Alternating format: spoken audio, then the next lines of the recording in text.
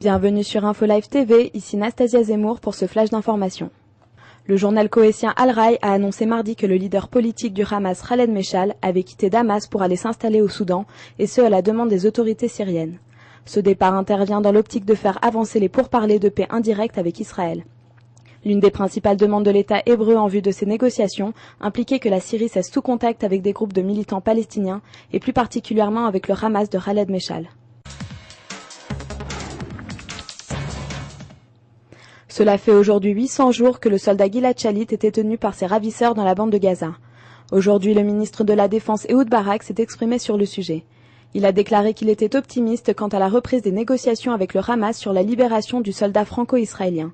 Selon lui, le cessez-le-feu actuel a mis en place un climat favorable à l'avancée des pourparlers avec l'organisation chiite. Pas un jour ne s'écoule sans que je ne pense à Gilad, a-t-il ajouté.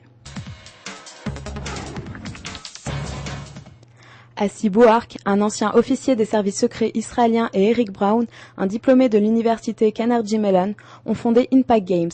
Il s'agit de jeux vidéo qui permettent aux différents participants de prendre des décisions influentes sur les différentes situations militaires ou politiques dans le monde. Ce jeu de rôle stratégique a pour but d'influencer les différents conflits mondiaux par le biais des utilisateurs. En effet, chaque partie a pour thème un conflit actuel qui demande à être résolu. Le commandant en chef des forces iraniennes, le général Ayatollah Salahi, a annoncé à l'agence de presse Fars que l'armée iranienne allait mener des manœuvres militaires pendant le jeûne du Ramadan, le mois sacré des musulmans qui a débuté ce mardi en Iran. Il s'agirait d'exercices aériens de grande envergure. Nous avons fait des progrès ces 2 dernières années dans le domaine de la défense aérienne et de l'aviation, et nous voulons présenter au public certains appareils construits récemment, a-t-il précisé.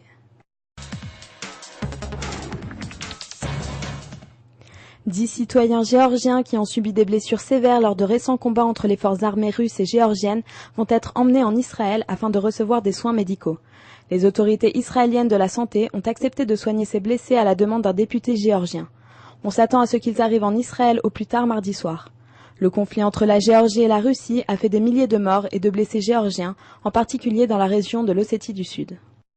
Nouveau sur InfoLive TV, vous pouvez visionner toutes nos vidéos en un seul clic sur le lien qui apparaît à gauche de l'article. C'est la fin de ce journal, merci de l'avoir suivi sur InfoLive TV, la première télévision israélienne sur Internet qui émet en 4 langues depuis Jérusalem.